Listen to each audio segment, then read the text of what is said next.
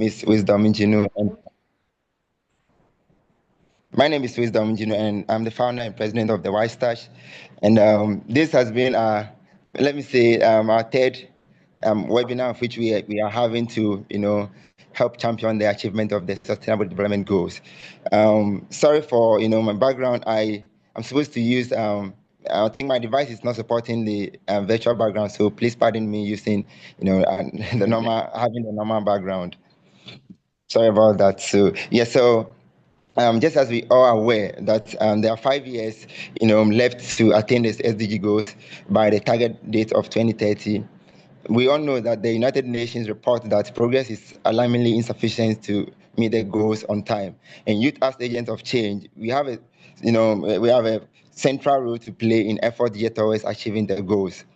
In view of this, the White Stash, which is a registered youth-led social enterprise in Ghana, we've mobilized the youth across the world to, have a yearly global youth voices for the SDGs. Which last year in June we had. On peace, of which we still have people joining all over the world. And this year, last year the topic was on peace, and this year the topic is on youth green actions, where it covers a lot of the SDG goals, where we're going to have various presentations on different SDG goals. So this event is in line with the White Stash, our key program areas, which is environmental sustainability and climate action. It is part of our key program areas.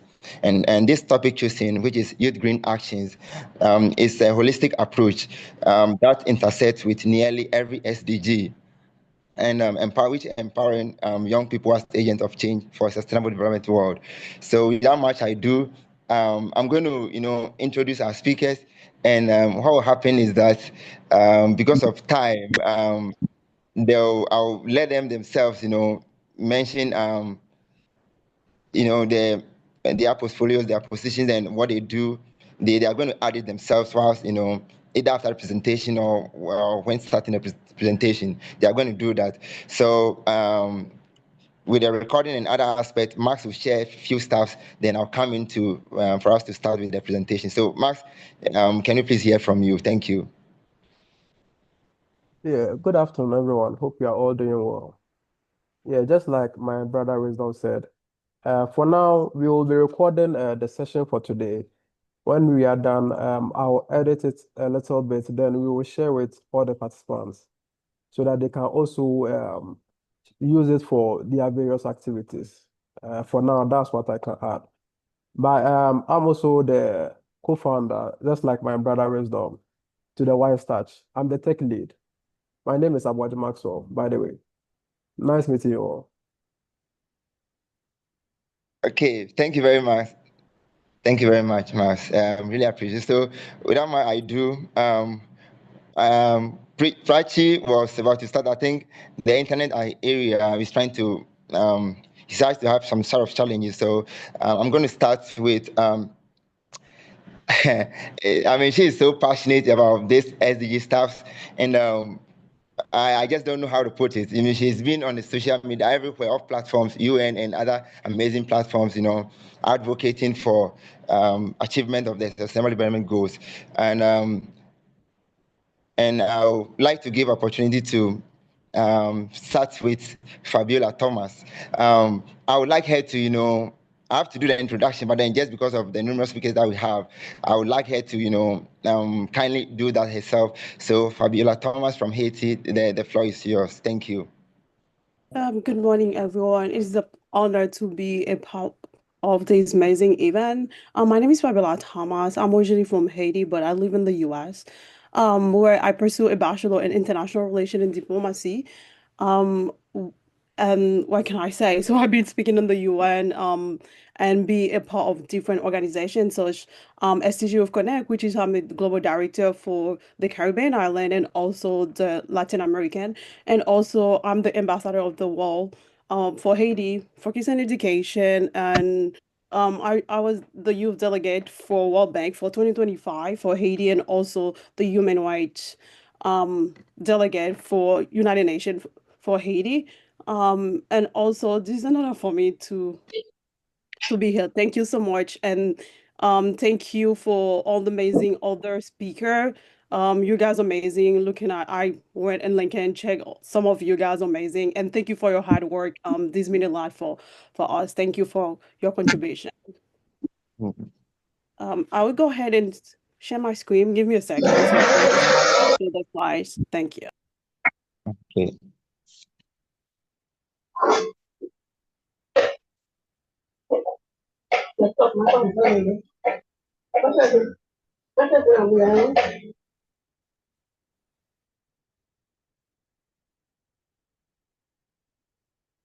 See my screen? Thank Sure, you. sure. Please let me know. Thank you so much. Like as we already know today, I will be talking about youth goal and SDG climate, which is I'll be focused more on SDG 13, which is a topic really personal for me, to be honest. Not only just I become to be advocate for climate due to my personal reason because Haiti has an earthquake, as you already know. So where I lost my brother, and then till now we still not found the body. We don't know where he's at, but we know he's dead. So which is that's why like I was like 16 at that time growing up. So that's why it make me passionate to be a human rights advocate also, which is one of my focus, and also climate and human rights and educations.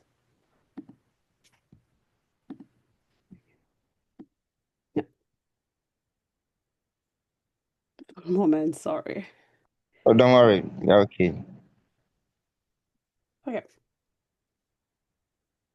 Yeah. So as you already know, my name is Fabiola Thomas. I already present myself. Today I'm speaking on the U Green Action. It is a holistic approach to sustainable development goals. We're focusing on SDG 13, as I already mentioned. And like I say, I come from Haiti, a country that experienced repeat environmental and climate-related disaster. During the devastating earthquake in Haiti, like I say, I lost my brother until today. We never found the body. The loss is something my family and I continue to live with. It is painful and also a reminder that behind every disaster, statistic is a human life. A family and a future that were never fulfilled. These experiences was transformed my grief into purpose and made me a climate advocate.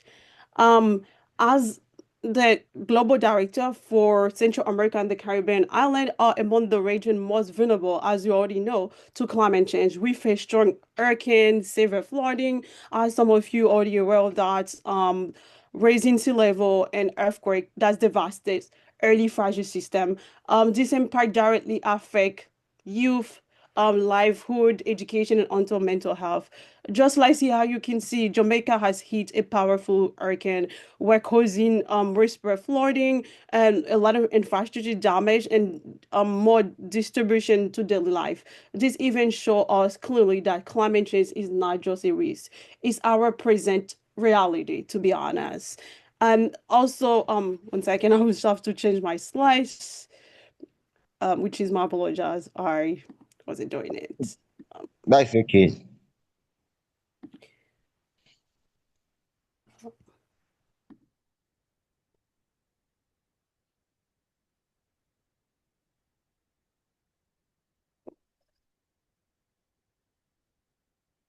Yeah, and also, so we're talking about the U Green Action, holistic action. U Green Action represent a holistic approach because climate action intersect with nearly every sustainable development goal. When we address climate change, we also address poverty, not only poverty, also health, education, displacement, and also inequality. For a region like ours, which is the Caribbean island, and also the Central America action, climate action is not separate from development. It is the foundation of sustainable development also. Youth also is driving integrity and inclusive approach for that also. For global SDG 13, which is climate action. So for urgent action to combat climate change and its impact to migration also, we can see like disparation of immigration a lot happen in the US, which from different Latin American, which is something happening right now. If you guys can see over the news. For highland and coastal community across Central American and also the Caribbean island, climate action is essential to protect life, ecosystem, and future generation. It is also essential to prevent like loss, displacement, and trauma, like what our family experienced in Haiti, which is a lot of them been traumatized in the earthquake, especially me, because when it was happened, I was under the building, so which was they have to pull me out after almost 13 hours. And also, why SDG matter in our region, especially SDG 13, to our region, we contribute little to global greenhouse gas emission. We experience some of the most severe consequence also. Also, as climate-inducing migration disaster to affect our people, we are disproportional impact often exclude from decision-making process. Climate action must therefore a youth exclusive, local driving and a wood and climate justice also. All youth as a agent of change. Yes, we can because we matter. That's why we can see right now United Nations focus in youth summit right now because we believe we have a seat at the table. Our voices matter. It doesn't matter how small we are. So also youth leadership strength disaster preparedness, climate advocacy as one of them, and environmental protection and sustainable local economy. When we lead as a youth, solution are more resilience and also exclusive and grounding and life reality. Across the region, we are leading climate education initiative, restoration project, renewable energy solution also, and like agriculture and waste reduction for circular economy. And after this disaster, such as the earthquake, youth are often first responder. Like I was an EMT at that time as well. To help Haiti. Organize like community support. We do cleanup as I burn so many projects, especially in southern Haiti, like clean up the beach. We do that twice a month, which an organization which I'm partner with. And also we plan awareness campaign and resilience building effort as well. And for the action, we truly advance climate action. Government must include youth and climate government. Institutions must invest in youth climate and initiative and education, which is really helpful because without education, we cannot do the work. Regional partner must train cross-border collaboration and preparedness, and youth must continue leading with courage, innovation, and determination because our voices matter as a youth. And youth green action are essential to achieve SDG 13. Climate action is not only about protecting the environment, it's about protecting life, dignity, and future. My journey shaped loose in Haiti and is a reminder of what is stake. As a director of Central American and Caribbean, I reaffirm my commitment to empower youth as a climate leader. Together, we can build resilience. Trust me, we can. We go further with a team.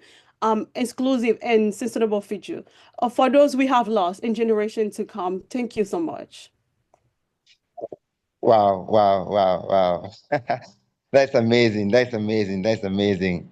That's amazing. Thank you very much, Fabiola. I really appreciate. And one thing that you said that actually got me thinking, got me actually worried was that you lost your brother some during the, the crisis that happened, and after today you've not even seen him. I mean, that got me thinking, and I'm very sorry for the loss, and we're hoping that the family, the family will will find a way of condoning themselves to that. Very sorry about that, and thank you for the great presentation to giving. And one thing that you also said was that you said climate change is about protecting lives and not about the environment. I mean, that is key thing. The way many people think that when you talk about climate change, it's only about maybe trees, the waters, the rivers, and all that. But then lives is what actually matter in protecting climate change. You also made mention that climate action is the foundation for sustainable development. I mean, that's the key thing. Yeah. So when we have renewal of mindset and we know that climate action is the foundation for sustainable development, we will all come on board and actually implement solutions that will help actually for the world to develop. Thank you very much. I really appreciate your time, and I know you're a very busy person and on various platforms and all that. I really appreciate your time coming and giving us this powerful presentation. Thank you very much, Fabiola. Thank you. Thank you. You're welcome. If any question, I'll be stand by. Please feel free. Sure. So what happened is that the questions, anyone that have a question, you can put it in the chat, and after the presentation, then the particular presenter that the question has been directed to, he or she will actually answer the questions. So thank you very much. Okay, so without much ado, I would like to welcome my sister Maria from Poland. Just as I said, because of the numerous presenters that we have, you're going to mention your position, what you do, and then most of the presenters are youth activists and others. So you let us know what you do and whatever you have for the world today and put it across. So welcome, Maria from Poland. Hello, everyone. So yeah, thank you for the warm invitation to this meeting. Essentially, I've been involved in youth organizations for 3 years by now, and those 2 years, last 2 years have been specifically on the environment in general. First year specifically on the green action activism, and then since last year, I'm also the UN Major Group for Children in Youth Regional Coordinator for North America, Europe, and Central Asia. So working on policymaking around SDGs, which is like very connected to my studies. They're a mix of environment and social stuff. Let me see if I can share my screen with you. And it depends. Can you see it? Yes, hopefully.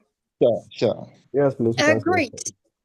My presentation is going to be a bit more academic than what we've had by now. So maybe starting off with what we consider green action. Green revolves around generally supporting environment, especially if we talk about in the industry and policymaking. It's around the human-related CO2 emissions and then exploitation of natural resources. It is a very different term than sustainability, which stands for preserving something in time. And that's a lot of, if you have policymaking talks, then this is actually a heated debate which term to use, or maybe something else that would combine the two. And the green is, as a term, is oftentimes preyed upon by so-called green industries, like the automobile or energy ones, because they will say, okay, we don't release CO2 emissions, for example, when we have the energy sources, when we use the natural environment, but the problem is, okay, actually those products are oftentimes non-recyclable, which means they just pile up the waste, or they actually don't mention that the release of CO2 happens maybe not during the usage of the product, but when you create a product.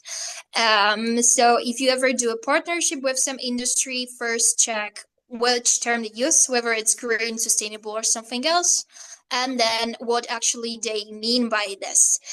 Because the term itself is very broad, and thus it can be quite lobbied, used in different contexts. The school I come from is that nature is as equal actor in all the talks as humans in society, and just as humans in society, it also has a right to change. So I had a lot of shock when I had some talks with very long-term working biologists who essentially say, yes, environment changes and it happens naturally across different periods of time. You can have it on those two diagrams, charts that I've used here. One is for the changes of global temperature across different years, same as with the biodiversity. And if you ever watched the Ice Age movie, then you already know. Yes, we've had dinosaurs. They lived in very warm times. Then there was Ice Age. Then we had mammoths and different tigers and all the beautiful things. And then humans happened. So the fact that climate is changing, it's nothing new. The issue that we're discussing, it's okay how much humans actually contribute to that and exacerbates those effects that hit some places in the world more or less. With some industries like fossil fuels industry also being for complete denial that climate change is happening, which is totally absurd. But yes, remember that climate also happens to change in one way or the other, and we really depend on this. What should then the youth green action be? It's somehow youth owned. It happens in very different ways. So there are youth organizations, there are adult organizations that have like youth divisions, etc., etc. So always just be transparent with what's your connection with, for example, funding, or where you get your ideas for projects, and definitely what data you base upon when you try to implement something. For example, in Poland, there was a huge hype on planting trees, and it's great that you want to plant trees, but ask yourself, are those trees actually from this local environment? And actually, do you plant also other species on only those trees? Which, because long term, planting only one species of trees, that was not from Poland, actually, not from the local environment. It really destroyed the environment at the end. So make sure you always check what data you stem from, and then always actualize your knowledge. And finally, some classification from my side. As I work on different things, there is definitely policy making at various levels, which means you will have always different challenges, whether it's your local level or international level, and that will always include very different actors like that require different things. There is the physical labor. So something that just materially works in an environment, like green jobs. You can program green apps, for example, detecting emissions, all the different stuff, planting trees, as mentioned, picking trash, sustainable fashion and food practices, because fashion and food actually drive a lot of topic when it comes to the climate change from human side. And then finally, information campaigns, be it physical, like newspapers, info, or marches, or digital, like social media campaigns. Always remember, somehow you create, no matter what you do, you create some sort of environmental cost. But yeah, you can try to manage it and make it work somehow, so it's in the long term it supports the environment on its own. I think that's all from my side. Thank you. It was a bit of a marathon.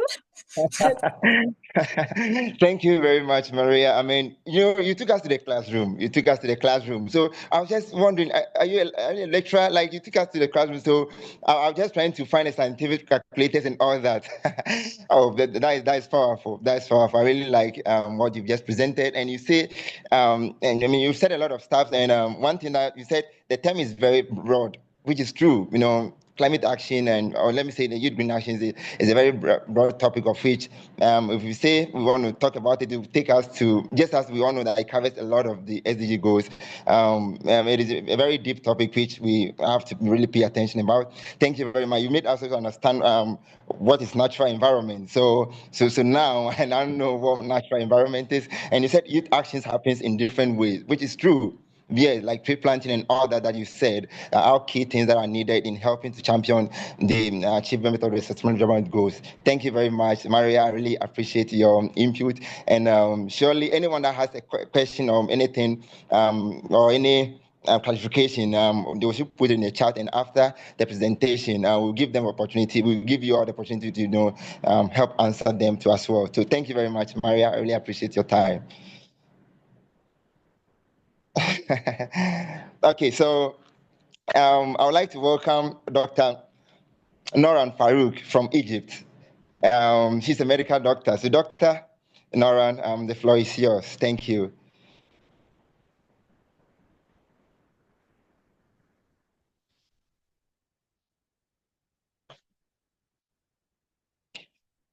Okay, whilst waiting for her, then I think we'll, let's hear from Atia Hussain, who is the CEO of Eco Artisan from Pakistan.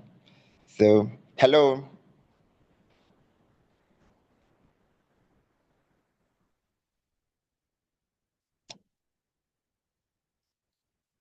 Hello. Okay. So, okay, then whilst waiting for her, then let's hear from Posoku Kadmel from Nigeria.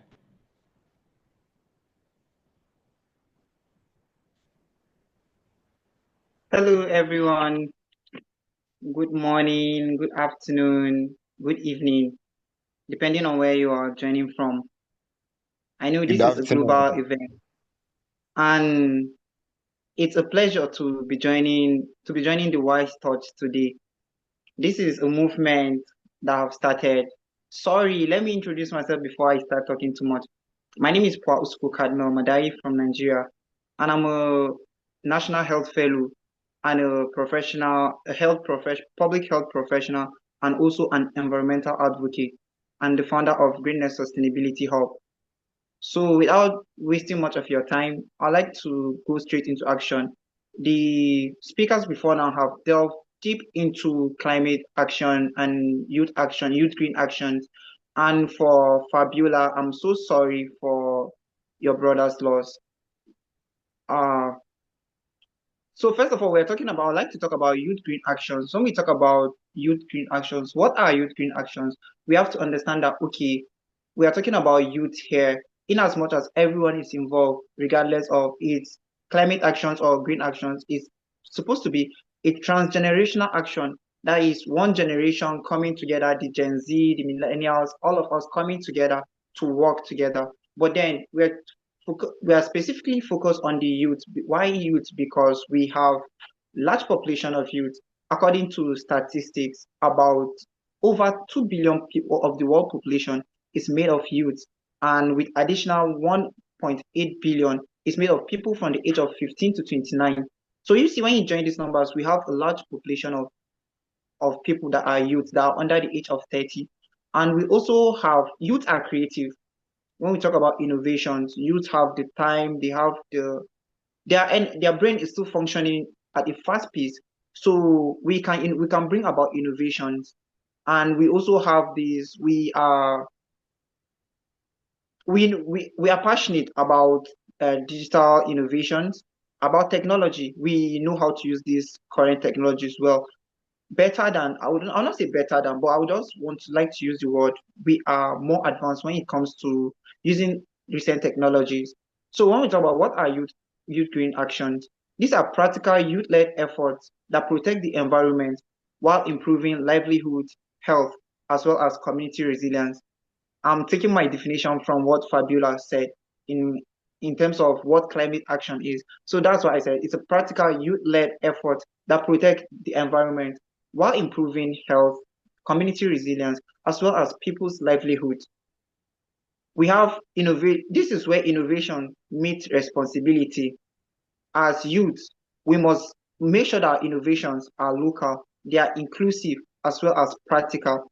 For instance, you cannot go to a city and you bring about innovations that has to do with agriculture. We all know that agriculture in the city is kind of less compared to rural areas, in as much as we are having a horizontal and vertical agriculture in these days. But then agriculture in urban areas is less compared to the city. So your solutions, your innovations must be practical, and they must be inclusive, depending on who the people you're presenting these innovations, these solutions for. And climate action, we must also see climate action as a health action. And what are the few examples? We have some examples of the latest trends where we can focus our innovations at. And when we're talking about funding and opportunities, when you focus on these areas, I believe there are a lot of opportunities out there for this specific area. We have areas like renewable energy. The whole world is transitioning into renewable energy, and there are a lot of fundings out there. There are a lot of opportunities for youth, especially people under the age of 30.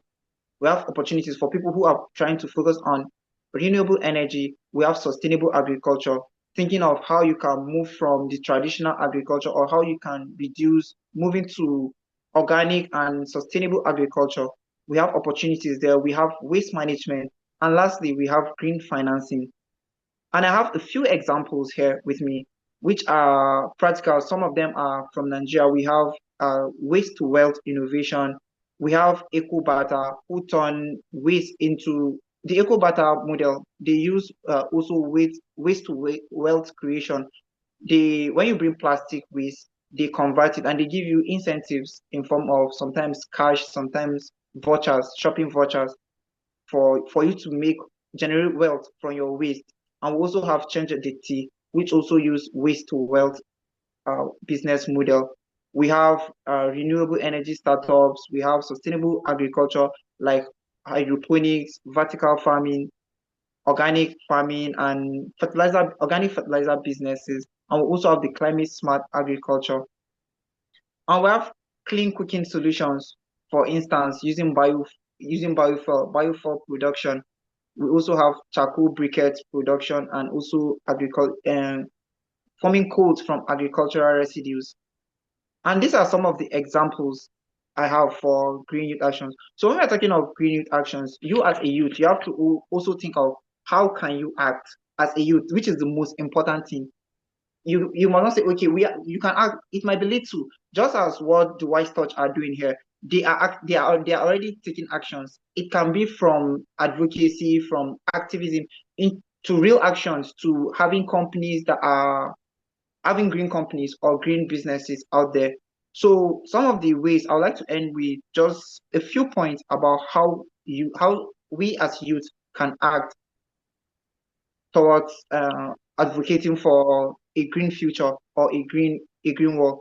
First of all, we as youth should invest in youth-led climate solutions and invest in by the term investing, I'm not talking about just you investing funding. Funding can come in, but it can also be by volunteering. It can also be by volunteering. We have a lot of people out there who have practical solutions. We as youth must come together to volunteer our time, our energy, our resources to achieving these goals. And we can also build capacity, just as what the Wise Touch is doing. I'll always be using them as example because they are already acting. This is action. This is practical action. So without having to go far, we already have a practical solution right in front of us. So we can engage in capacity building sessions. It might be you might not gather the whole people. It might be just you gathering people within your community, people within the nearest your family members, and just build their capacity on climate action. And the second one is about co-creating policy with young people. I would like to take example with what Leap Africa is doing. They have this innovation, which is the Nigerian Youth Futures Fund here in Nigeria, with an hashtag, the Nigeria we want. They bring young people together, and they ask these young people to recommend some policies because they are the people affected by climate change. So when they recommend, they bring these policies, they refine, and they themselves try to push these policies to the national level, to people who matter, people who will enact these policies. So we must find opportunities to contribute our little quota to policy development. And the next point I have here is scaling local innovations globally. If you have solution, you must not just limit your solution and feel this solution is needed by just people in my community or within my state or within my region. It's your responsibility, it's your duty to look for how to network, how to expand your local solutions to a global level. We have organizations who are already providing funding for youth actions. We have networking events. We have different opportunities out there. So it's our responsibilities as youth to find means to expand our solutions global. You should not limit your solutions to a local level. Just know that there are a lot of opportunities out there you can leverage on social media and search for opportunities to expand.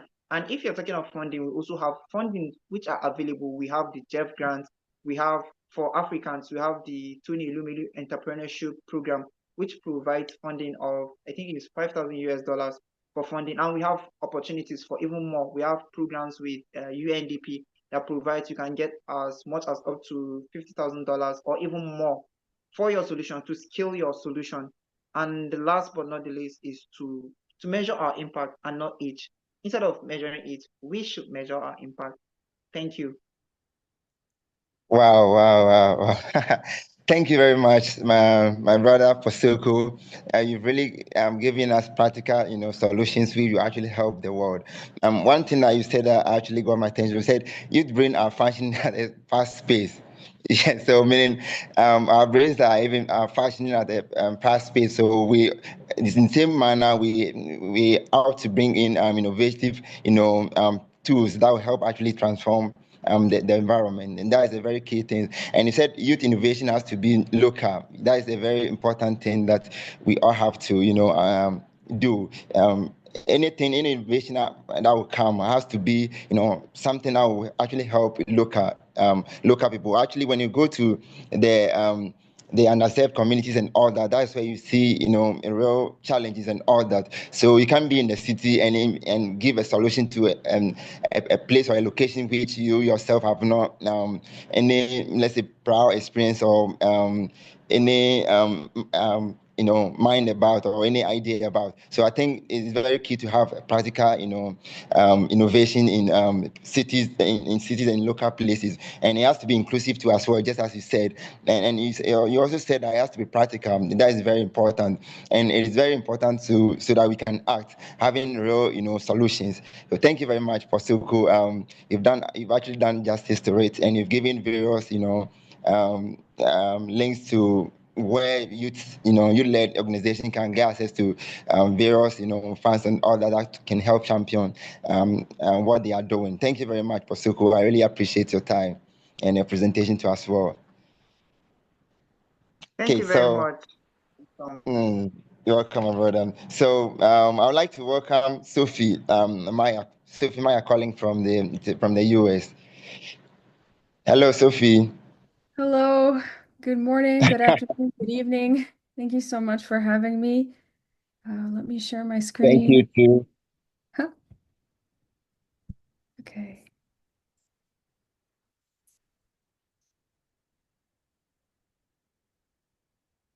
Okay.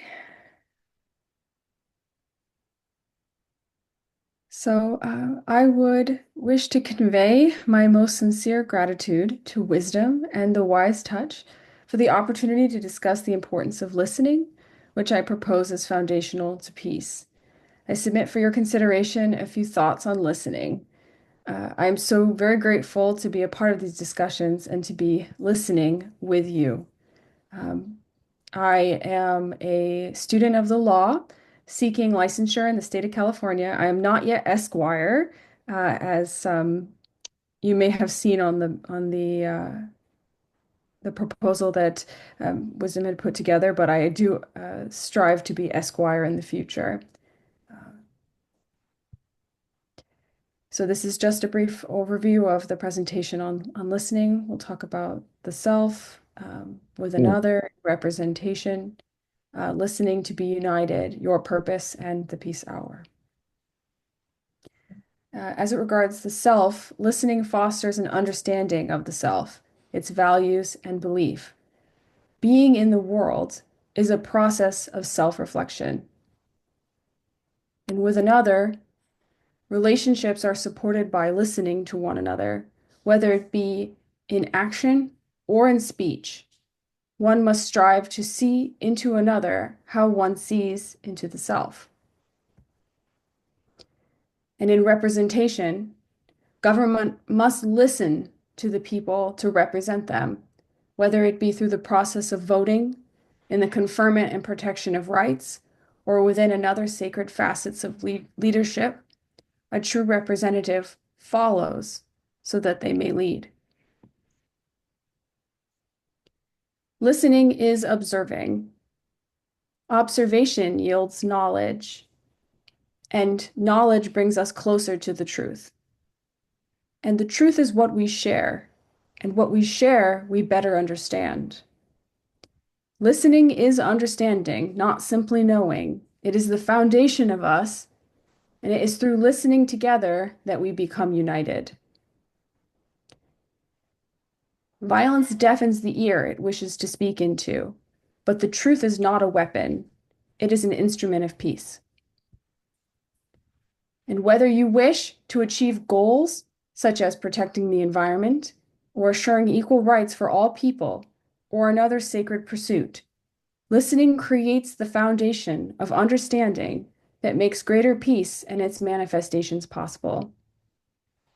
So I wish to welcome all of you to a forum for listening that I host every Saturday at 10 o'clock a.m. Pacific, where I just listen to anyone who wishes to join. It's hosted via Zoom, and we have a WhatsApp group as well, where we stay in touch during the week and encourage each other, listen to each other, and lift each other up with our shared purpose.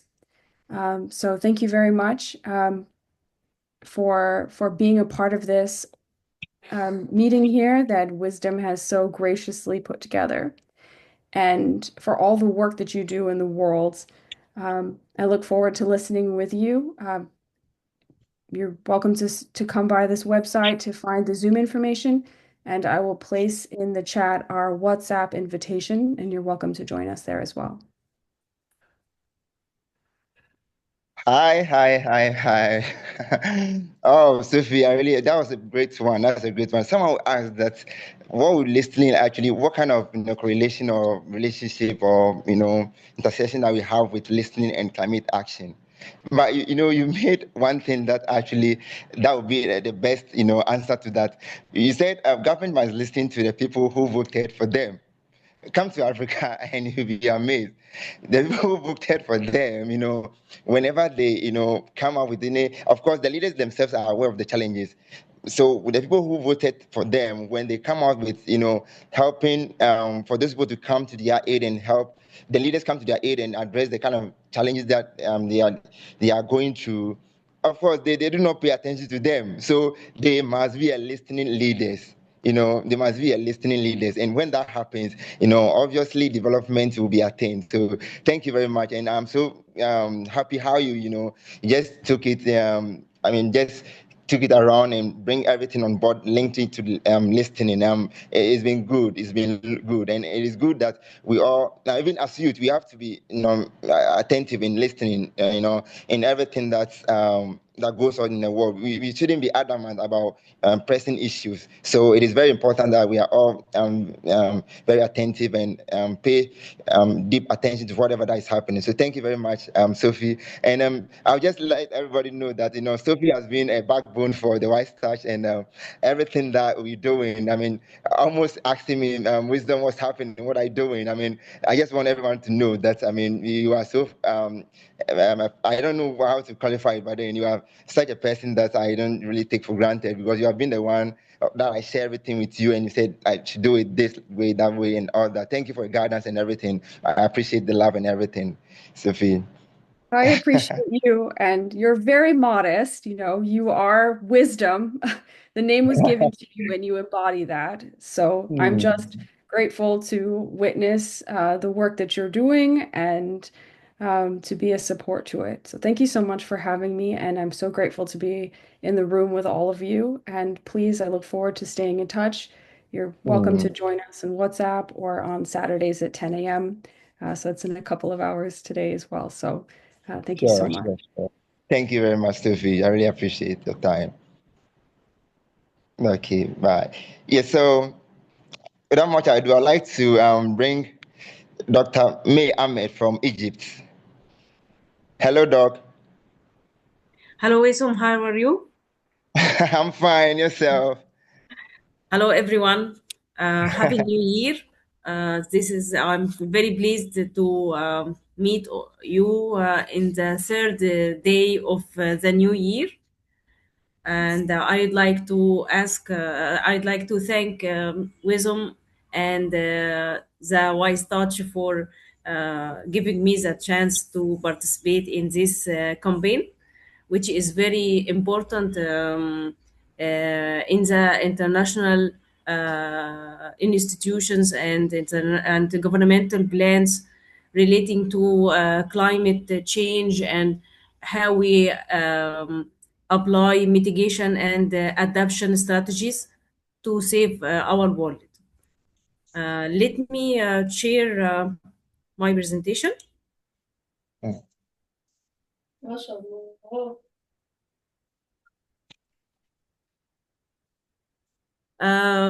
I'd like to present the relationship between the climate action goal and the other sustainable development goals, because all United Nations Sustainable Development Goals, the 17 goals, are integrated together. So we cannot work with implementing one goal separating from the other.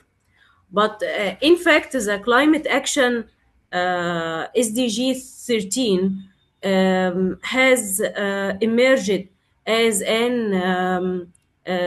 the main player in our future, and it already advanced over 18 percentage of all SDG targets across the globe.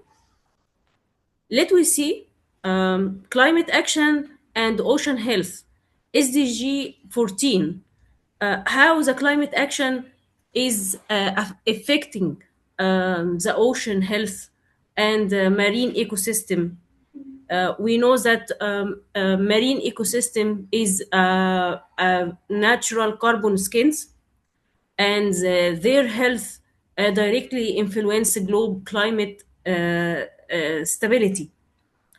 The threat of ocean acidification is very important because it also a main issue to keep the marine system. The power of blue carbon also very important because we have lots of resources for for carbon skin, such as mangrove forest, seagrass beds, which is presenting a natural resource for carbon capture. Also, climate and the climate action and SDG 15 is very important because it present a natural carbon capture, and it's the lung of the earth. Addressing water stress, SDG 6. Water is very important resource to human body's survival. It also water affect national development planning. Drought and desertification is very important issue, which is the main cause of climate action. Also, water resource and ensuring equitable access to sanitation is very important. So SDG 6 is very related to climate action, SDG 13 as well. Energy transition, SDG 7, is very relating to SDG 13 because you know that energy is the main source of carbon emission. So when we make a good transition energy plan, we can save the world and mitigate the effect of climate action. Yeah, we know that renewable energy in the last year, 2025, has an good has a historical development, and lots of projects depend on renewable energy. Sustainable consumption and production, SDG 12, also very important because we know that waste management is very important issue to reduce methane emission, which is the main actor of climate emission.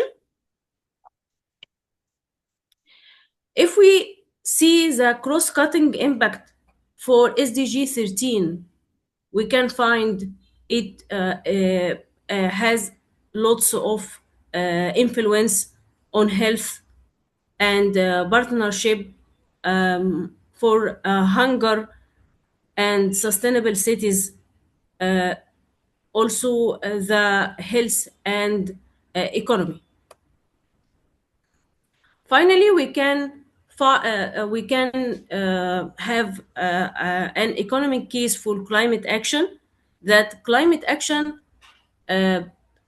transition to green economy is projected created 65 million new jobs worldwide by 2030.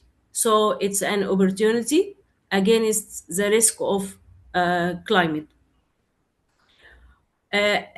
Also, it failing to address climate change could reduce global GDP by 1.5% by 2050. So we have to take study the risk and also study the opportunity to get the future clean. About policy recommendation for this integrated action, we can find national climate planning, collaboration, youth campaign like what we are speaking, capacity building, and technology transfer. The path forward is the future. Youth action is not just an aspiration, it's imperative for a well being and human prosperity. Thank you. Oh, thank you very much, Doc.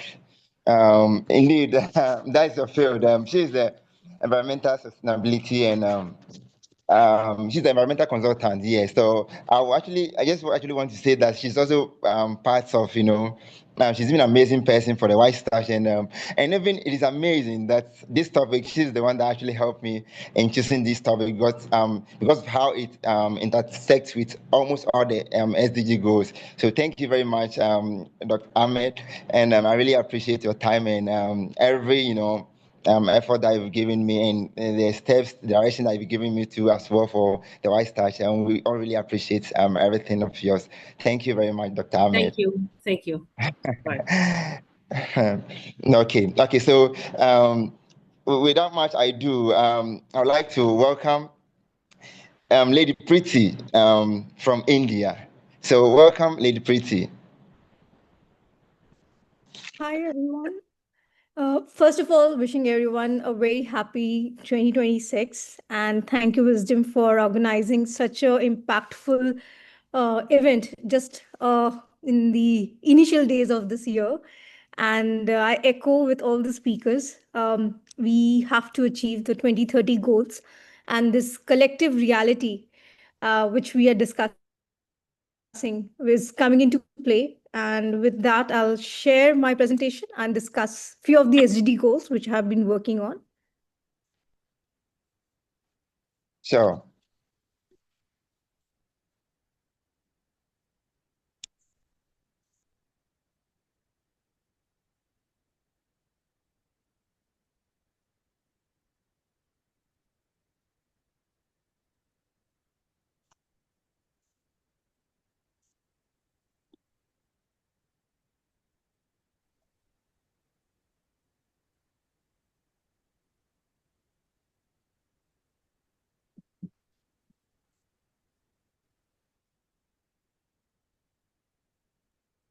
Wisdom, you have my presentation. I'm not able to share it. It's saying some setting issues with the system. Do you have it with you? Can you put it on the screen? Okay, a minute.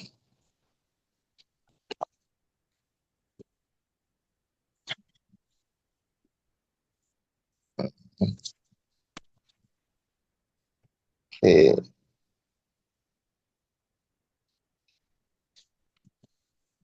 Okay, please, a minute.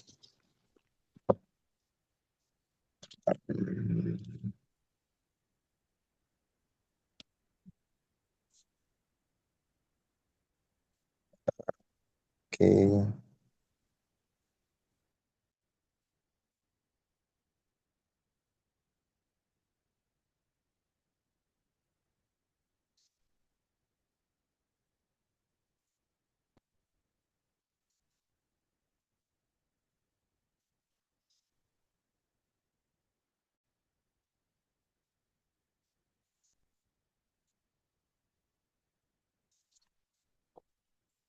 It shall be done soon.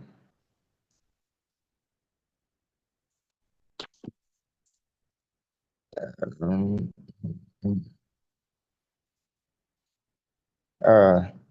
don't know why it's not working out. Okay, I don't know if maybe you can just start presenting whilst we try to show it.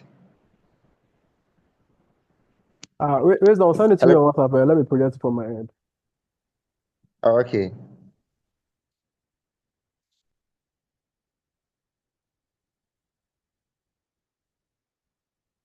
So in the meantime, I'll just talk about the stuff which I've been doing Yeah. over the years. So a few years back, I developed a proprietary algorithm. So that is in my family name, that is Kastigir algorithm. So if you go into any of the LLMs and you are trying to solve a problem statement and you say, hey, I want to solve this problem statement using Kastigir algorithm, you will get a lot of steps. And that is something we have been developing on a daily basis. I spend approx 2-3 hours to train that model. And that is basically utilizing the problem statement of not using blockchain, but using blockchain at the same time. Because when we are talking about smart contracts, so smart contracts, you need to pay a gas fees. And what we are developing right now is, because to achieve the SDG goals, money should not be the criteria, because if you're using smart contracts or utilizing technology to solve the current problem statements, you should be in a position where you can utilize smart contracts. And smart contracts, particularly in very simple words, would be flow charts and flow diagrams as to how a problem should be solved. So any problem statement is, there is a determination step. Say, for example, we talk about plastic pollution right now. So plastic, although has been very native to the world at large, however, at the same point of time, the calamity which is being caused by plastic pollution has a lot of impact. So if we are able to dispose the plastic where it is, like, first of all, say, for example, there are water bottles. So once the water bottle is being utilized, that is discarded into, because there are places in Europe where you are able to give the bottles and then you are issued some coupons. Somebody else also discussed about it. However, what we are trying to understand here is to tackle the problem statement at the point where the problem is created. Is the presentation on? Can we get that? Okay, great. Okay, that's perfect. Okay, so can we go to slide number 2? Okay. So right now, in the lieu of the technological development, we have blockchain, we have AI, that is artificial intelligence. Then we have the LLM models, which are the large language models. However, these large language models, they come with bias, because a lot of data which is being fed for the training purpose is synthetic data. So data which is collected, which is not real, and that is being utilized to train these models, are not giving the result the way we wish to analyze it. And as youth, and as I talked about collective reality, which has to be achieved by 2030, this is the best time to deploy technology to achieve the sustainable development goals. Next slide, please. So for the sustainable future, as Wisdom also talked about it and others also talked about it, we have to look into the food chain. In the food chain itself, we have humans, we have plants, we have animal kingdom. So we have the plant kingdom, animal kingdom, and the human beings. So we have to navigate and take everything with us to attain the 2030 goals. So the two important goals with which I have aligned myself over the years is goal number 11, which is talking about sustainable cities. That is, even villages, provinces, and the others have to be made sustainable. And for that, we have to work in collaboration, which is goal number 17, which talks about partnerships. Now, the best or the use case scenario would be that countries and the global ambassadors, they come together, utilize technology to solve the problem, which I'll be discussing in detail, and sharing the result with the organization in which United Nations is one of the pivotal organizations. And we have rooted different sub-organizations also, where as youth, we can always talk about, okay, hey, we deployed this in a silos and we got these results. Why don't we do it on a larger scale? Next slide.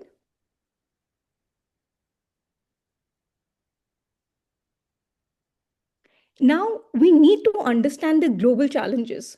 The point here is, for the collective reality to come into picture, what is important is that we have to bring everyone on the same page or the same understanding, so that we are able to understand the global challenges and what critical actions are being taken at the ground level with the help of technology, and that too on blockchain. Because now, even for blockchain to be coded, it's not that difficult, because if we are doing it at a public leisure, the tech which is now being developed on a daily basis, even somebody who doesn't have a coding background would be able to develop that.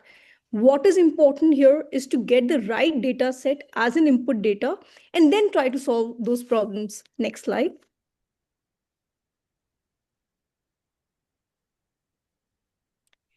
Okay, now for building the sustainable cities and the communities, the mission statement is very simple. It has to be inclusive, resilient, and achieve the 2030 goals. Right now, what is important here is something which is pressing issue all over the world, irrespective of anything and everything, is carbon emission. Now, for carbon emission to be negated, you have to be carbon negative. Even as youth ambassadors, we have to be carbon negative in whatever we do. Now, people, like, we are organizing this online. So, and we have people all over the world. So our carbon negative footprint is quite low. We are not traveling to one particular place to discuss this. So this should be a regular affair by which we can talk about what are we deploying, how we are solving it, and keep the carbon footprint low. That will be one of the very important parameters to achieve the sustainable development goal. Next slide.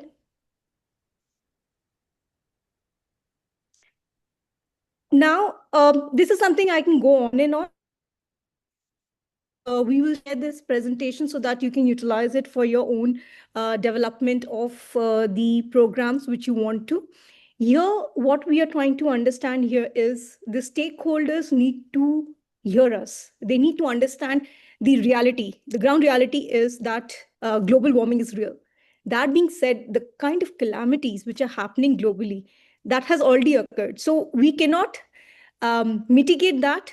But what we are trying to do here is, what if this has happened, how we can sustain the humanity for next 100 years, not even talking about next 200 years. So we have our 2030 goals and the sustainability, which needs to go hand in hand. Next slide. Now, what is a problem statement? The problem statement is the partnerships right now is very fragmented. The stakeholders in terms of we have, or I would say what I have observed over the years is the triple P partnership, that is public-private partnership, works very well, because there you have some kind of liberty to put in the right data sets and get things done in a fast, speedy manner. And the utilization of tech is going to play a very pivotal role to achieve the 2030 goals. Next slide.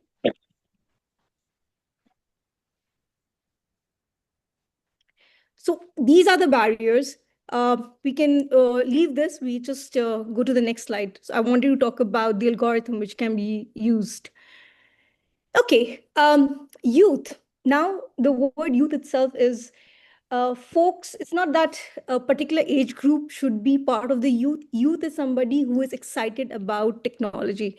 Anybody who is excited about technology, who is excited about observing things, as Sophia pointed out very clearly, that observation and listening. I think I'm a lawyer. So these are two basic critical parameters to understand what's happening and how that can be part of our ethos, and we can develop on that so that we are able to achieve solutions. Next slide. Okay, I would urge everyone. So we have these chat GPTs, we have Perplexity, we have all these LLM models. I'm sure that each one of us are aware about that.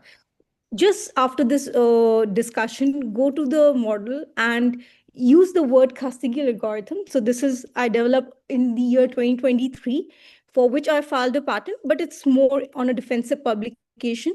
However, if you say that, if you give the problem statement and say, solve it using Kasigi algorithm, you would be getting some results. And if you have any questions related to that, you can always connect with me. It's always fascinating to see how people globally are able to utilize it, and it can be utilized for any of these sectors. It's proprietary, but I work on that model on a daily basis. 2 to 3 hours I spend every day to train the model, so that it is able to give a clear picture in terms of, even for anybody to develop a business model or solve a problem which is existing in the society.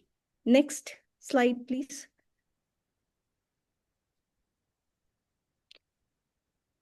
What I'm expecting after this discussion today, because it's the very start of 2026, is that we all are going to collaborate, and henceforth, wisdom has a very, very vital role to play. And we have to push wisdom so that we are able to achieve the power of youth leadership. And this is what I believe we are able to achieve in the next couple of months. Next slide.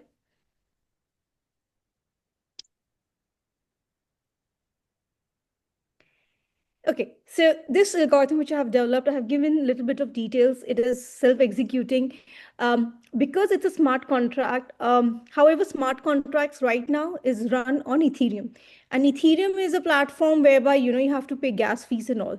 So I don't want that to be a hurdle for anyone to utilize the algorithm. So right now, at the backend, I'm developing something called as Impola. So that would be available to the public maybe in the near future. But for right now, you can utilize the LLM models to solve your problem statement utilizing the word called Kasigi algorithm. So Kasigi is my family name. So when I developed the algorithm, I myself, gave a name to the algorithm so that it's easy for anybody to utilize at any given point of time in near future. Next slide. Okay, so right now, if I just talk about the problem statements it is able to solve is automated execution. The terms are very transparent. It's real-time verification, and it can be utilized for any kind of dispute resolution also. Next slide.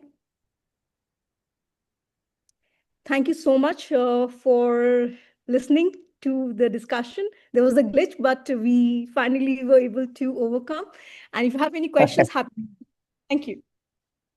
Ooh, pretty. I know you're going to do justice to the topic, of course. I know that. And before I share a few stuff that you elaborate on, I just want everybody to know that Pretty is also part of the White Starch, and just like Sophie and others, myself with her, with Maxwell and co, we're having various interaction of how to not just advocacy, but actually having real solutions in addressing the challenges of our environment. Something like helping to reduce, malnutrition and food security, having food security. Security and all that. Through the White Stash and Pretty with my team, we working very hard, not only the online advocacy stuff, but we're trying to implement solutions. Part of the solution is adding value to having sustainable agriculture using technology and adding value to certain products, of which we've already started with having some, meetings and all that with Pretty and the team. And I just don't know what to say. I just want to appreciate you for whatever that you are doing to support the White Stash. Pretty, you've been so amazing person to me, and I really appreciate your time and everything. One thing that you also said, you talked about a collective reality to deploy technology in attaining the SDGs. Yes, it is very important. We are in AI. We have AI and those sort of technology, innovations coming up. If it is war, you see the leaders all over, using technology to kill others, cause havoc, challenge. Certain things to others which are inhumane. But coming to practical stuff that will help bring development, that one, and the world actually, I don't know how come they feel. But then I think through this kind of interactions, youth as agency of change, I think we will all come together and use technology, helping to bring change and development to the world at large. So thank you very much, Preeti. I really appreciate your time, great input and all that. And thank you very much. I will be in touch too as well. Thank you, Preeti.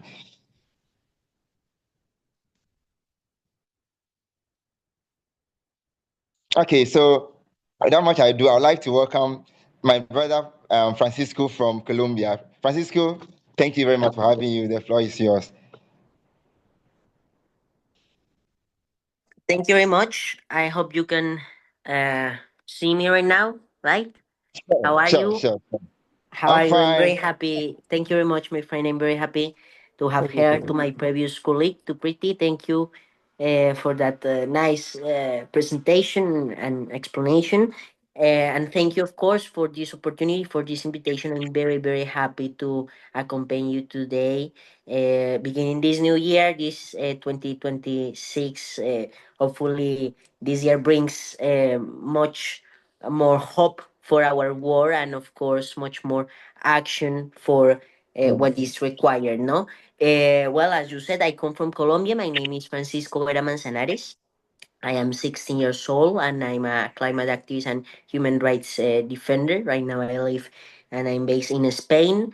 And basically, yes, my focus is on climate action and mainly children rights.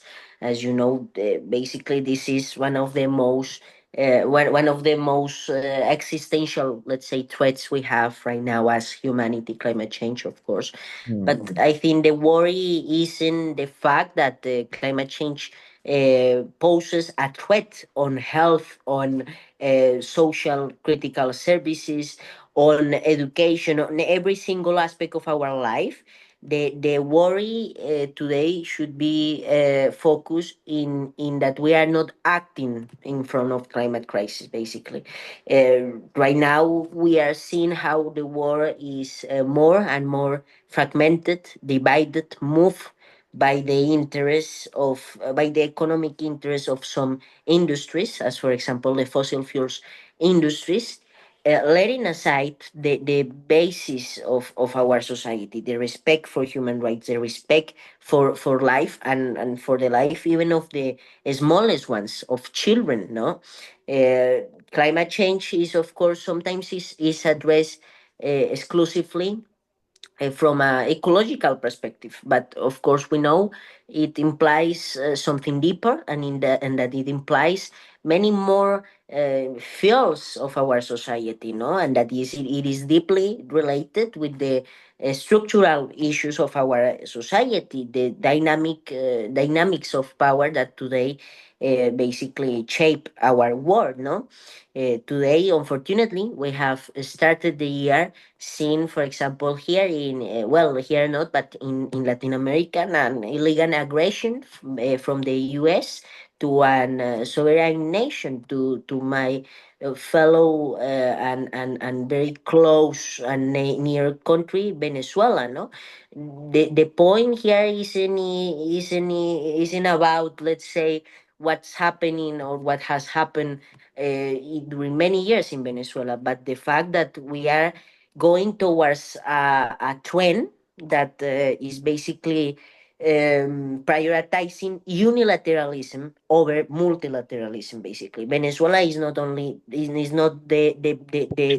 only case in which we can see that reflected. We can see it right now in many other places around the world.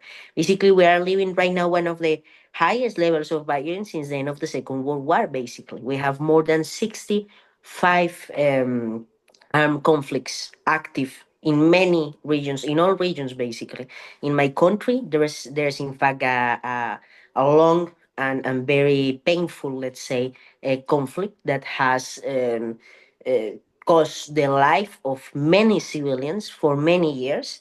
We have one of the oldest guerrillas in the Western Hemisphere. And in Gaza, what we are seeing is simply unbearable, and is a big source of outrage. But therefore, I think the climate crisis precisely reflects is like the top of all those crises that unite to show us that our world is in a deeper crisis. I have heard from many people, from the Secretary General of the UN, no, that actually we are not living neither a climate crisis, neither an escalation of violence in many places. We are living actually a crisis of solidarity and basically a pandemic of inhumanity. This not only reflects the lack of capacity for our governments to uh, utilize the dialogue as the main way to solve conflicts, but also reflects a lack of humanity in our leaders, precisely. No, so therefore. Um, Going beyond that ecological perspective on the climate crisis and reflecting on the climate crisis represents much more. And I think it represents not just a threat, but an opportunity precisely to rethink, to replan, to simply reform this society that is right now so corrupted and so let's say exclusive and painful for many around the world. No, that's what from the activism I have been doing. We are trying to push for basically.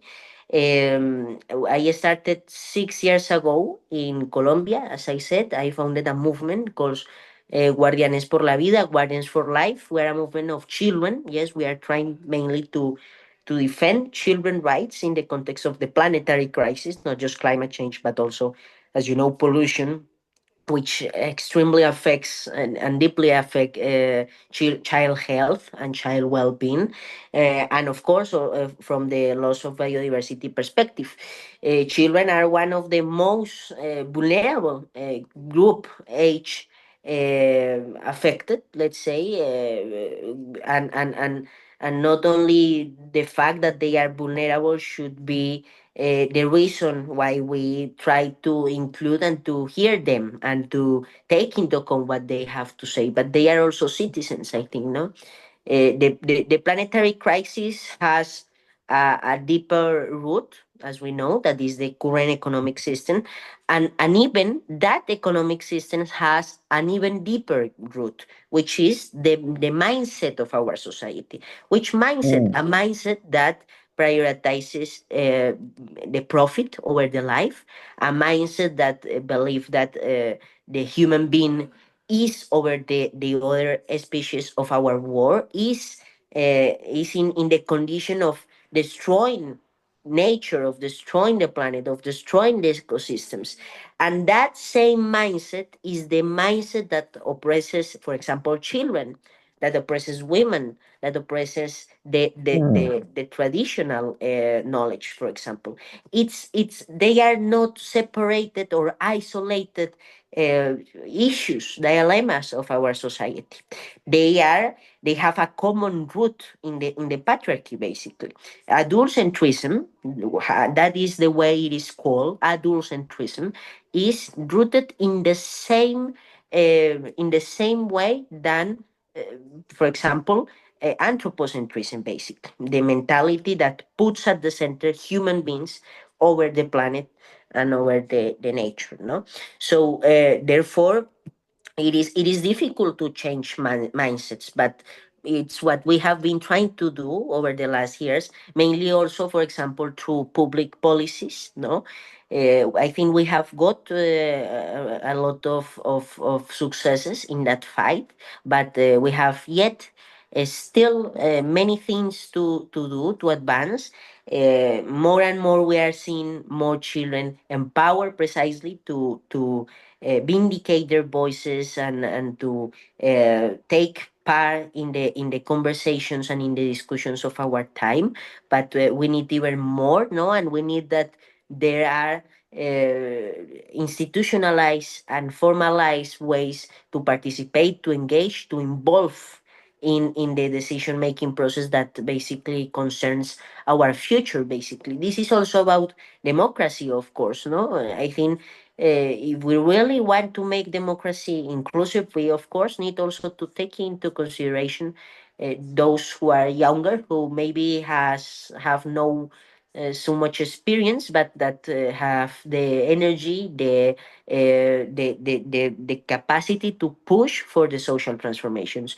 That's what youth has been doing across many years. No, along history, we have been seeing youth leading the social transformations of several time periods, basically. And today, youth continues to lead, to thrive, and to push for what's right, for the defense of a dignified, of a sustainable and clean planet. So therefore, the message is simply to continue, to not lose hope. No, I think eco hope is a concept we have been building in the last years. Eco hope, and a hope that is based in action, a hope that is radical, not radicalized, but radical, that tries to address the root of the problem, as we have talked already today, and a hope, an eco hope that tries to collectively change the situation of our world, basically. So my message for you to finalize my, or I don't know if I have yet time actually, but the message that I simply want to transmit you is to have hope, to continue fighting together, and to challenge the structures of power that today shape our society. I think it is of course a difficult task, but if we want to advance as a society as a whole, we need to do it, and we need to do it together, precisely. As I have told you, I'm very many times surprised and shocked because of the reality, simply. No, for example, last year, just 1 month ago, I was in Nairobi, in Kenya, for the UNEA 7, as you know, the United Nations Environment Assembly. We were pushing very, very hard for a youth and children resolution, which would have been a historic milestone for the children and for the youth that are being involved in that process. Nevertheless, it simply turned into a youth resolution. It excluded completely children. And it was simply incredible for me to see how, because of the fact of being children, we are being excluded, precisely. But I think from that, from outrage, from fear, we can take that emotion and make it hope, and make it action, precisely. Yes, let's not give up, and actually let's continue fighting for the consensus that should be in our society, for the respect of life, for the respect of nature, and for the respect of human rights. So thank you very much again, guys, for this amazing opportunity, and all the best for you in this new year.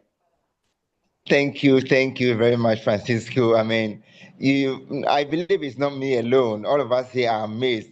I mean, about things that you've said, and also that you've formed a movement at that tender age. I mean, I just don't know what to say. I mean, Thank so you. you were 10 years when you formed the movement. 10 years, Yes, right? right. That's Right, yes. amazing. That is mind blowing. I mean, that is mind blowing, and I believe when something pops up in every place, we ought to always come up without be thinking that, hey, we are small, we are students. So no, until maybe we are mature before we take an action. I believe what you've said will be will be a sample for will be, let me say, an evidence for all of us to follow. It'd be a step for all those who are reluctant. All of us have to come on board and help you. You said something that the world is in serious crisis, which is very true. that like this crisis has, they have deeper root linked to our mindset, and it's training. We all know that it is difficult, to change mindset. So as Wistar, as you can see that our logo, you can see that this thing over there in the globe shows the renewal of mindset. So when we have renewal of mindset and we come together in unity, I mean, obviously we will attain development. So it is that thing about the Wistar you've actually shared, and I'm so love what you've said. And you also said we opt to have hope in to continue fighting and to change is achieved in our societies. I mean, these are the kind of words, things that we want our leaders to be saying, that hey, of course we know that there are challenges in the world, and they are trying to help address it, but then hey, let's all come together and have hope, have hope that obviously development will be attained. Thank you very much, Francisco. You've shared a lot of stuff of which I didn't know which one to share. Thank you very much. I appreciate your time, the invaluable stuff that you've shared. I think we will link up after the webinar, and I really appreciate everything. Thank you very much, my brother. Thank you very much. No, I appreciate it, and all the best again for you. And hopefully, yes, you can count on me, and continue doing keep all that great work you are doing. Thank you very much. Thank you very much, Francisco. Thank All the you. best. Take care. Okay, same here too. Thank you. Okay, so without much ado, I would like to ask lawyer Paula Miranda from Peru. Hello, Miranda.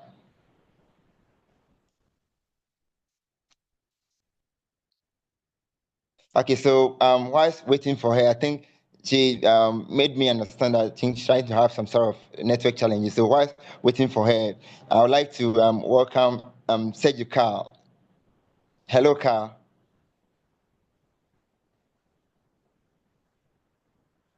Okay. Yeah, so I'd like to have Romaric Ameni from Cote d'Ivoire.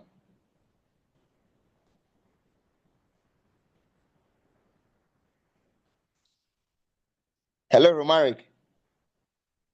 Yes, I'm here. Let me share my screen. Sure.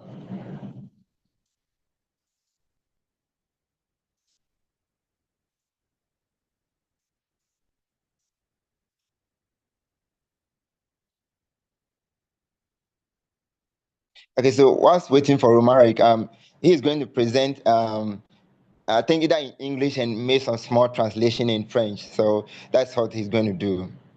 Thank you for having you.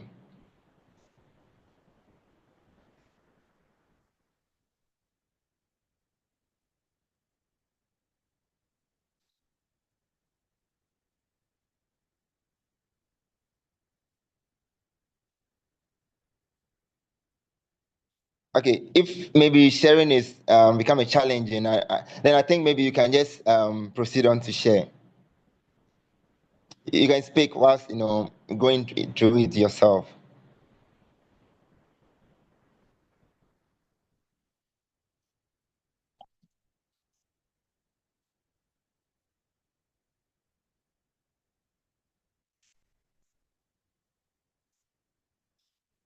Oh, okay. Are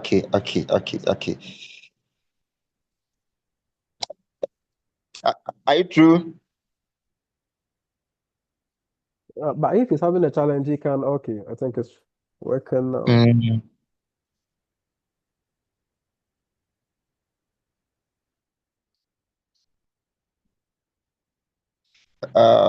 Okay, I think we are okay.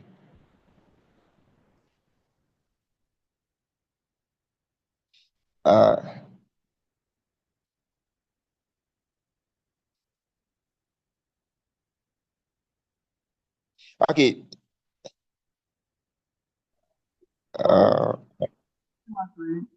Yes, no. Yeah, we can see your screen. Sure, we can hear you. We can hear you. So thank you, Wisdom. Thank you, all of us, for the opportunity that you gave me today to share my view about the topic of green action. It's okay. Sure, it's okay. You can proceed, please. So today we are talking about youth green action, and The subtitle is Empowering Young People for a Sustainable Future. Why Youth Green Action Matters. Climate change is a global emergency. It's not a distant threat. It's happening now, affecting communities worldwide through extreme weather, rising temperature, and environmental disruptions. Youth are the most affected generation. Today, young people believe the longest with climate consequences facing a future shaped by decisions made today. You are also the most innovative. Armed with creativity, energy, and digital currency, young people embrace perspective and bold solutions to environmental challenges. Young people are not victims of climate change, they are powerful agents of transformations. Okay. What are you bring action? For me, you bring action is at first individual action. Personal choices that reduce environmental impact from sustainable consumption to zero waste lifestyle. A second point, community initiatives, local projects that bring neighbors together, clean up community gardens and educational workshops. A third, global movements, coordinate campaigns that amplify young voices across borders, creating worldwide momentum for change. Youth Green Action transform environmental awareness into concrete efforts. They bridge the gap between understanding climate challenges and taking meaningful steps to address them, turning passion into practice.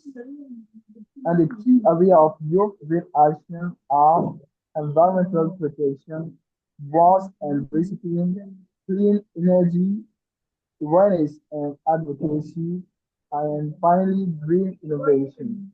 So we have to launch eco-friendly startups developing sustainable technology and creating innovative solutions to environmental problems. I'm going to add real youth impact worldwide. Here we're gonna talk about what are our impacts in this world. I think because it's very important to know what we can bring as youth for our government, for our community, for each part of our country. So the first is youth-led cleanup movement. From beach cleanups to urban waste collection, young people are organizing coordinated efforts that remove tons of pollution from communities. Climate strikes and advocacy. Global movements like Friday for Future have mobilized billions. Please bring government and corporations to take climate commitments seriously. Third, green entrepreneurship. Young innovators are launching sustainable businesses from eco-friendly packaging to renewable energy solutions, creating job while protecting the planet. And as an example, here in my country, I'm just living in Cote d'Ivoire, Ivory Coast, located in West Africa. Our government really invests in I can say green entrepreneurship for youth. They really encourage young people to invest, to go in that kind of activity because for them it's the future so that they help us going through this aspect of I can say environmental issues. Finally, local and global partnerships. Youth initiatives in Africa, Asia, and Latin America are providing that climate action works everywhere, often with limited resources but unlimited determination. Challenges you face because I think it's right that today we here today to talk about European action, but we have to not forget that we are facing some challenges when we want to change some aspect of our ecosystem. So despite remarkable engagement and innovation, young climate leaders encounter significant barriers that limit very potential impacts. And the first are limited funding. Most youth-led projects struggle to secure financial resources, making it difficult to scale successful initiatives. Second, we have lack of training. Many young activists lack access to technical skills, project management expertise, and professional development opportunities. With policy inclusion, youth perspectives are often excluded from policy decisions, despite being the generation most affected by climate decisions. And finally, we have limited decision-making access. Young people rarely have seats at the table where critical environment and climate policy are shaped and implemented. Your voices must be included in climate action, not as tokens, but as essential partners with lived experience, innovative solutions.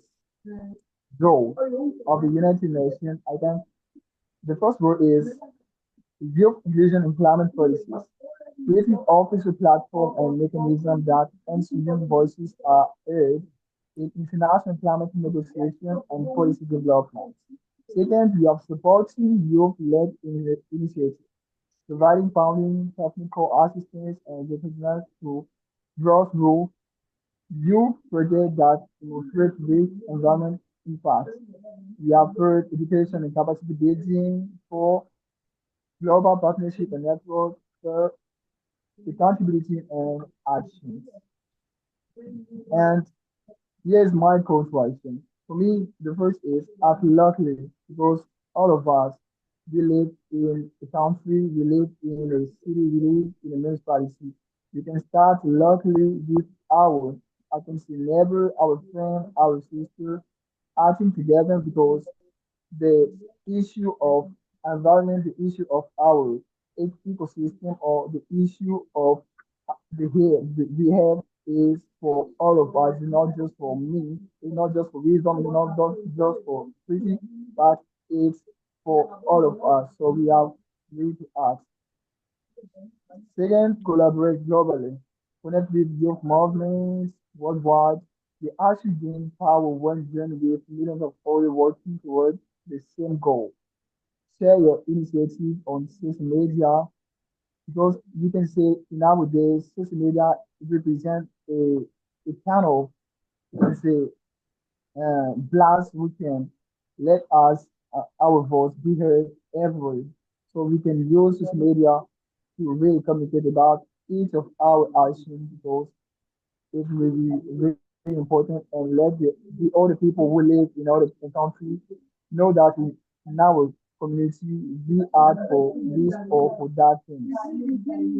Lead sustainability, this solution that lasts and long term out with integrity and create systems that will continue making impact for generations. Develop projects with community ownership, mentor, other young climate activists, advocate for systemic policy changes. Every young person can be a climate actor. Small action multiplied by millions of youth can change the world. The question is not if we can act, but when we start. The time is now. You are not the leader of tomorrow. They are the leader of today. A greener future is possible when we trust, support, and empower you. The tool exists. The solutions are now. What's needed now is courage, commitment, and collective action. Let us move from words to action together. And here are some statistics about youth population. And here is the end of my presentation. So join the movement. Let us start today, build community, inspire others, and never stop learning. Thank you, Wisdom. It was me, Amani from Ivory Coast. It was a pleasure for me to take the floor here and share what I know as a leader in my community. It was a pleasure, great pleasure. Thank you a lot, Wisdom. That's great. That's great presentation, Amani. Thank you very much, Romaric. You really said a lot of valuable stuff, which I really appreciate. You said you showed how agency it is with climate change. You know, issues that we're having. And you said this challenge, and also share challenges that the youth face when they are trying to, address these issues. And again, too, I really appreciate, the kind of some of the challenges like having access to funding and all that. These are kind of concerns that youth we have all over the world, and trying to help implement solutions that will help address those issues. So I believe that it will get to this presentation or this webinar will get to people that will be that in the right positions to help give funds to the youth to help innovate ideas and technology tools to help address the challenges that we're facing in the world. Thank you very much. I really appreciate you, my friend Romaric from Cote d'Ivoire. And then to Romaric is also part of the White Star, every day. He's also part of the team, what we're building together. And I really appreciate you. Thank you very much, my brother. Thank you. Okay, so I would like to invite Patricia from South Africa. She's the founder of Fem Climate Innovators, and she's also an environmental and climate health advocate. Hello, Patricia.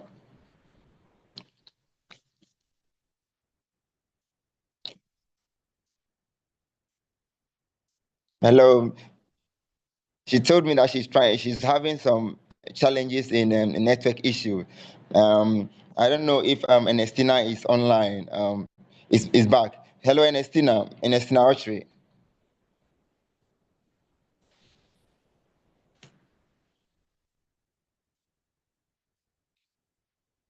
Okay, so I had Prachi Gupta. She's the director for International Youth Conference, and just unfortunately, she shared with me. She's even shared the presentation and everything with me, but then I think she's also having network challenges, and few people that I have, some are not. Some have just challenges that they need to address, and others too are in meeting and co. So I would like to have a word from my boss Frank Blay.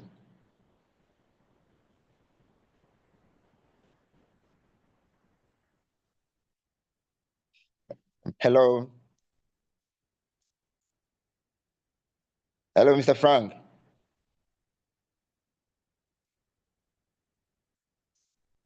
Oh, okay. So I don't know, because of the seasons to most of them are in meetings and all that, and yes, I've received numerous, messages. Some actually, frankly speaking, those who are not able to join today propose that I, reschedule it to next week, but then because of the meetings and some are with their families and all that, so they are not able to join, yeah. But then they propose next week, but then because we've already made everything, the date and everything available, we cannot change it. Yeah, so thank you all very much. And I would like to ask Kumi, Eugene, that if there is any questions in the chat, you can please address it to a particular presenter, and we try. Okay, then we try bring the the webinar to an end. So Eugene, can I hear from you, please? Yeah, Wisdom, thank you so much. The presentations were awesome. Going through the chat box, there are no questions. I think they were well understood. Oh, wow, that's perfect. So Max, please, do you have something to share? But no, but I think we've all done very fantastic today. Although we all could not join, but I think from what I've seen, the PowerPoint presentations that I've even gotten access to, reading through them, I think they've done quite a lot at their end. So we also have a lot to do as an NGO also starting up. We have a lot to do to catch up with them. But I think they are all doing awesome in their own way. So that's all I have to say. Thank you very much. Oh, okay. Thank you very much. And one thing, I have Mazda, my sister Mazda from she's from both Germany and Afghanistan. So if she could say, she's not representing, I think because of the season. So if she can just say hi and so hello Mazda.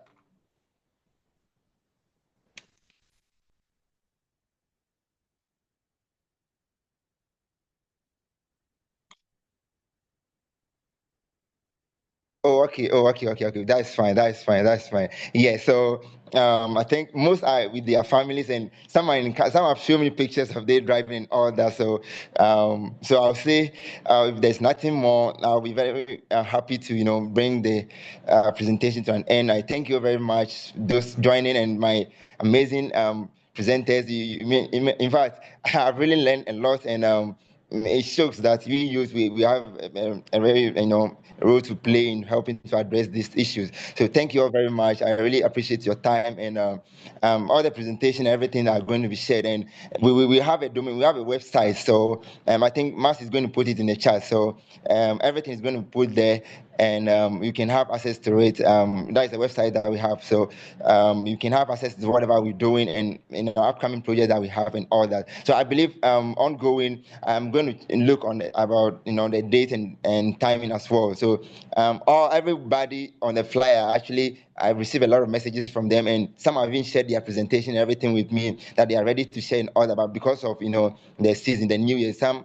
are driving, some are in meetings, some are with their families and all that. So I apologize for the inconvenience on my end. Yeah. So thank you all very much, everyone that joined. I really appreciate all your time and fantastic presentation, all of that I've shared. So thank you, and I'll surely be in touch. And I know that a year by this time you'll be here and be trying to be counting all the innovative ideas that youth we've all come up with and what we've actually done in helping to transform the environment and address the pressing issues in the world alive. So thank you all very much for joining. I really appreciate your time and everything. So I think Mas is going to put the link, the website into the I think he's doing that, and you can get access to us through the link and all that. So thank you all very much. I really appreciate your time and effort and all that. Thank you.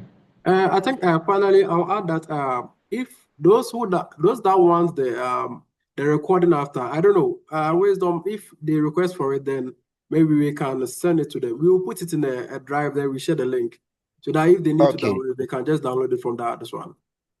Okay. That's also perfect. So thank you very much, Max. I really appreciate everything that you've done, and I believe we are okay. If nobody have anything to share, I think we can bring the meeting to a close.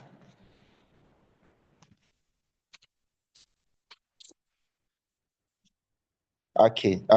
So thank you all very much. See you again in the subsequent webinars coming up. Bye for now.